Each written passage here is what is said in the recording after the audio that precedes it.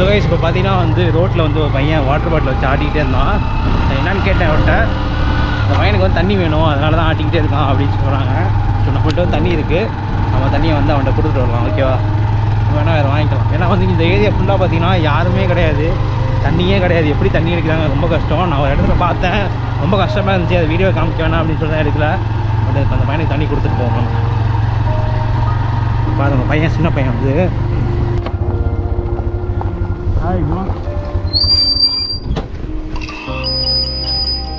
okay